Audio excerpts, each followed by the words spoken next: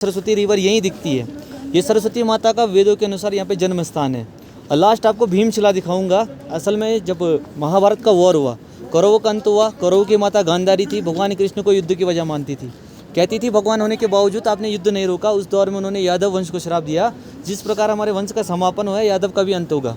भगवान कृष्ण भी श्राप से नहीं बचे। आप जानते हैं जरा नामक शिकारी ने उनकी हत्या कर ली थी। पांडवों ने क्या किया, अपने मोक्ष के लिए स्वर्गारोहणी की यात्रा की। यहाँ जब वो पहुँचे, जो सरस्वती रिवर है, इसको देखकर द्रौपदी डरती है, पार नहीं कर पाई। भीम ने उसके लिए एक सिंगल स्टोन रखा रिवर क्रॉस करने के लिए। वो सिंगल स्टोन ही भीम पुल के नाम से फेमस हुआ। बट आगे चलकर क्या होता है, असल में जब द्रौपदी के लिए पुल लगाया गया ना, द्रौपदी फिर भी उसको क्रॉस नहीं कर पाती। उसका मुक्ति स्थान है, द्रौपदी ने अपने प्राण यहीं त्यागे। फिर जैसे पांडव थे, पांडव यहाँ से आगे बढ़े। स्वर्गारोहणी का ट्रैक यहाँ से 25 किलोमीटर का है, आना जाना 50 किलोमीटर। ये ट्रैक मैं करवाता हूँ। तो यहाँ से 8 किलोमीटर आगे आपका लक्ष्मी वन है। यहाँ पे लक्ष्मी वन में नकुल ने अपने प्राण त्यागे। उसके बाद आगे सहस्त्रधारा है, जहाँ पे सहदेव ने प्राण त्यागे। उसके बाद चक्रतीर्थ आता है, जहाँ पे अर्जुन ने अपने प्राण त्यागे। और लास्ट आपका 4 किलोमीटर का ट्रैक, इसमें सबसे टफ पड़ता है।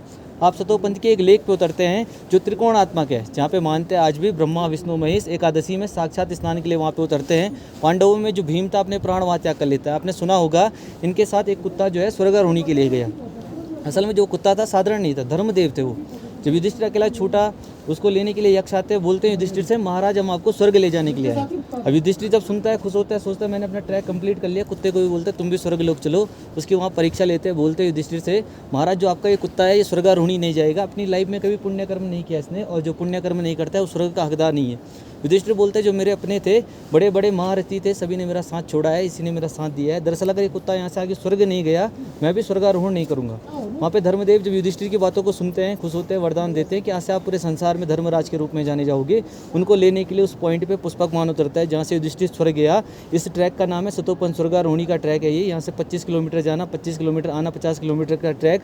आपका 5 दिन का टाइमिंग लगता है। पर डे हम लोग 10 किलोमीटर करते हैं, और जितना भी कैंपिंग का सामान होता है सब कैरी करके जाते हैं। पांडव यहाँ से आगे बढ़े, हम लोग ये नारायण पर्वत होके चलते हैं। यहाँ से शॉर्टकट पड़ता है। आप बोल रहे थे ना बद्रीनाथ जी का हिस्ट्री, असल में जो बद्रीनाथ बोल रहे हैं ना आप, बद्री लक्ष्मी जी का नाम है। नाथ का मतलब उनके स्वामी, लक्ष्मीपति का स्थान।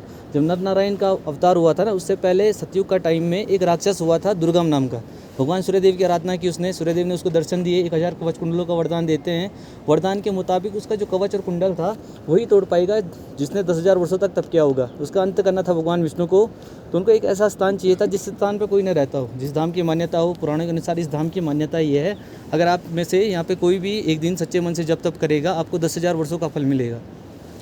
भगवान विष्णु के ध्यान में जब स्थान आया, तो जब वो ध्यान कर रहे थे स्थान खोजने के लिए, लक्ष्मी जी वैकुंठ में व्याकुल होती है, सोचते हैं स्वामी कहाँ चले गए।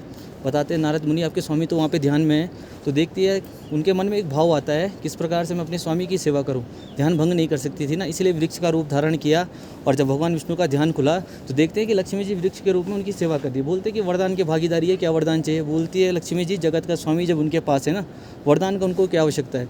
बोलते हैं कि वरदान देना पड़ेगा, जो वृक्ष का रूप आपने धारण किया है इसे बद्री के रूप में जाना जाएगा। और नाथ मतलब उनके स्वामी।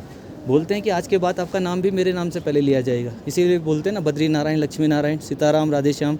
लक्ष्मी जी का नाम हमेशा पहले में आता है। भगवान विष्णु जब यहाँ पे आए तो इस दौर में जो मूर्ति माता थी, कोई संतान नहीं थी। संतान प्राप्ति के लिए पहले से ही भगवान विष्णु का जब तप कर रही थी। इन्हीं की कोख से 2 रूपों में अवतरित हुए, नर और नारायण के रूप में। तो जिस माउंटेन पे नारायण ने तप किया, नारायण के नाम से फेमस हुआ। जिस पर नर ने तप किया, नर के नाम से फेमस हुआ। और तभी से भगवान विष्णु यहाँ पे हैं। तो जब इन दोनों का सामना हुआ सहस्त्र कवच से, जो वो राक्षस था, 999 दिन यहाँ पे युद्ध चला। एक दिन नर युद्ध करते थे, दूसरे दिन नारायण। ऐसे करके दोनों भाइयों ने उसके 999 दिन में 999 कवच कुंडल यहीं पे तोड़े। लास्ट एक बचा, युद्ध स्थल छोड़ के भागता है। उस टाइम पे सूर्यदेव ने उसकी रक्षा की।